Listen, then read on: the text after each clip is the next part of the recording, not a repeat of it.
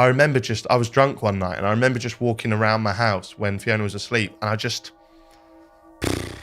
didn't care for where I was. The journey is way more fun than Amen. Yeah, than the arrival. Something that plagues me, whether it's right or wrong, is I feel guilty about having money.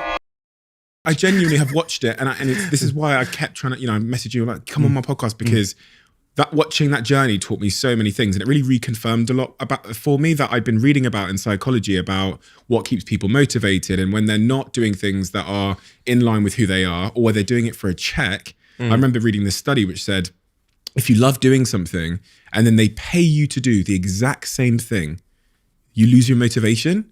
So the minute it goes from being a hobby I'm doing for the love of it to a hobby that I love doing, but now someone is paying me for, there's this weird thing that happens in the mind where people lose motivation for the exact same thing.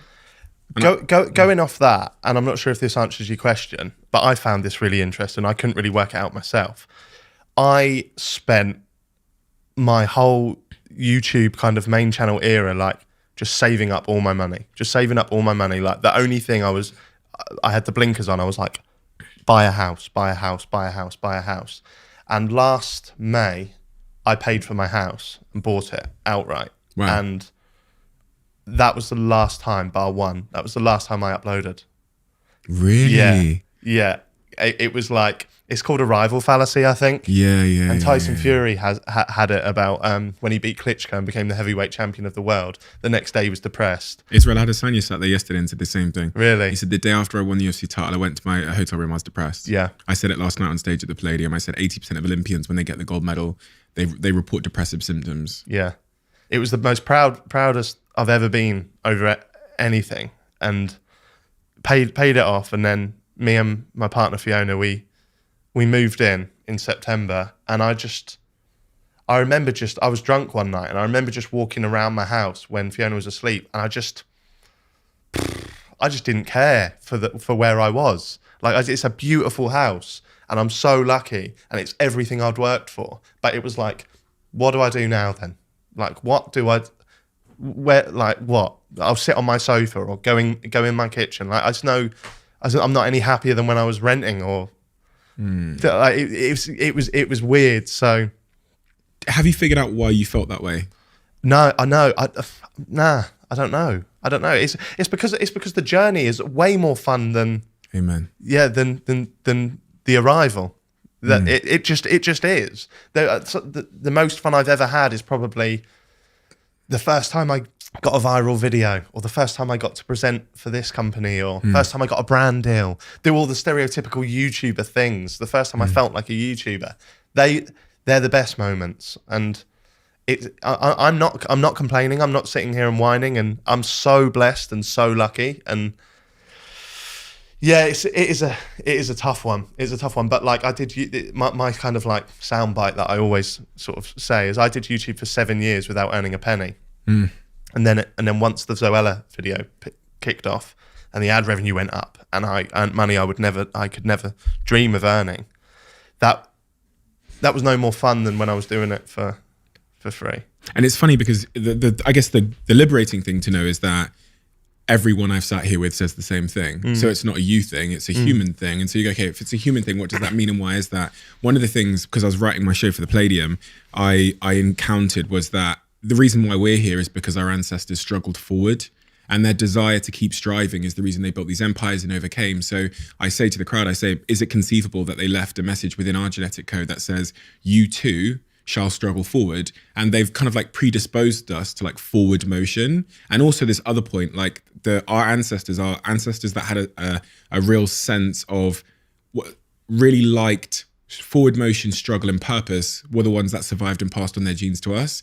So we've inherited this real desire to have forward motion and a sense of purpose. And one of the things they say is causing the life expectancy to decline in the Western world is specifically they point at men and say there's an epidemic of purposelessness as the world is starting to change, and AI and things like this are I'm pointing at the little robot that's moving around the room on its own, are taking purpose from people. And so people are now becoming more addicted and depressed, and therefore their suicide has become the biggest killer of men under the age of 45, which has caused the life expectancy to decline for 2 years in a row.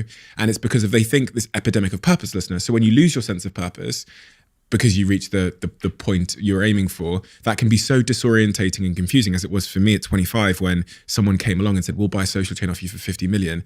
And I go home and I look at the mansion on Rightmove and the Lamborghini on Auto Trader, and I feel totally fucking lost. I completely agree. Like I wouldn't change it for the world. It's everything I've always wanted. But like, because I think money does buy happiness. And I think if people say otherwise, I think they're talking shit. Like, in a way, like, well, maybe I should rephrase that to money buys freedom. Yeah, and freedom is happiness. Happiness, and that's what I have now. I can do what I want when I want. The best feeling I get now as a 28-year-old, soon to be 29-year-old, is when I sort my family out.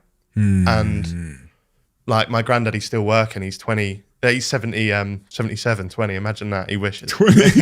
He's 77. He's a big fat lump from Norfolk, and he still does building and demolition and walks on roofs and stuff. And he's not got a penny. And then, like, I went to see his parents' grave with him in February last year. And he goes there every week, puts new flowers on. He's been doing it for like 50 years. And it's like, and I could see he was wearing these beat up boots and this disgusting tattered jacket. And I just went home and I just got his bank card without him knowing, from his side of his car where his handbrake is. And I got his bank and I just transferred him £5,000.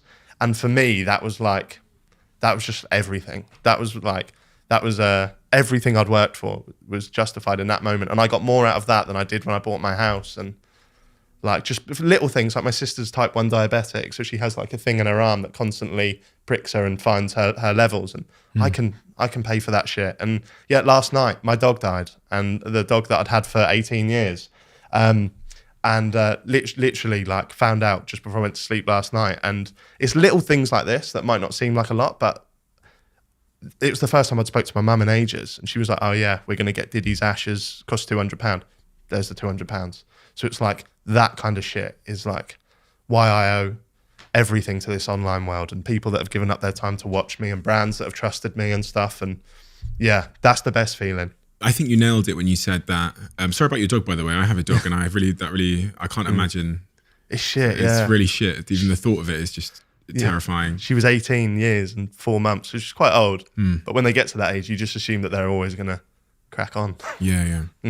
No, I think you nailed it when you said that freedom is the thing that ultimately does make you happier. Because I remember getting the bailiff letters and then not knowing how I was going to eat, or knowing that the landlord was going to come and ask me why I hadn't paid the rent in 4 months, and the pressure that like weighing on me, and the freedom of just like not looking at how much things cost when you go into Top Man and want to buy one of those t-shirts, that kind of thing, or you want to go somewhere. So freedom definitely makes you happier. But obviously at this point, I've come to realize that if you gave me more money, the fundamental happiness levers of my life won't change. Like, you're right. Like, my sister's been a little bit sick recently.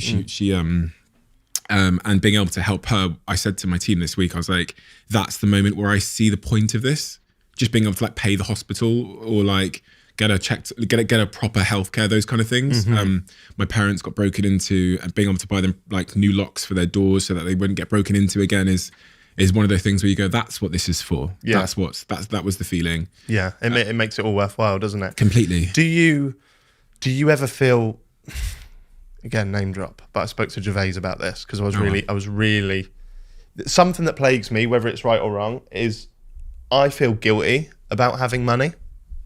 I feel this sense of guilt where it's like, and I don't have crazy money. Like, my situation is I paid off my house. I have a bit more in the bank. Like, that's what it is. But I because of my upbringing and where I'm from, and I see my dad wake up at 5 a.m. every morning, go work in a factory for 12 hours, and then still struggle to buy Christmas presents.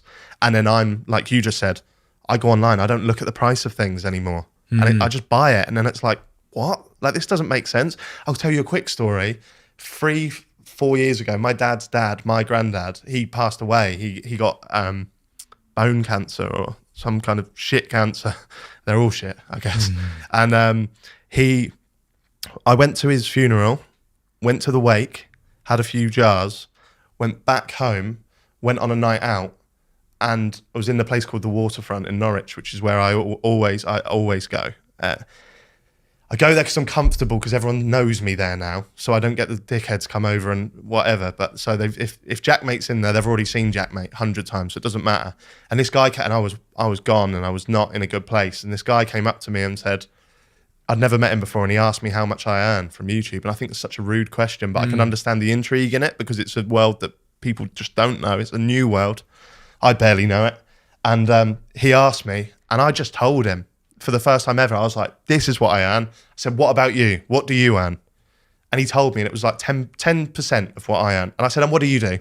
He said, I work in the cancer ward at the hospital. And I was just like, and I weren't saying, what do you do, to be rude? I was just throwing that back at him. And I remember just thinking, it just hit me, just got a lump in my throat. And I thought, why do I deserve this, what I have, when there's these people that are like, they're the fucking angels. They're the ones walking around doing that. Like, I struggled to then wrap my head around why a brand would pay me 30K to do a video. Like, it doesn't, to me, it's weird. So I guess you could argue, why didn't you give it all to charity? Well, I'm not going to do that, but I will give it all to my fucking family, and I will give it all to my fucking kids. And that's what makes me proud.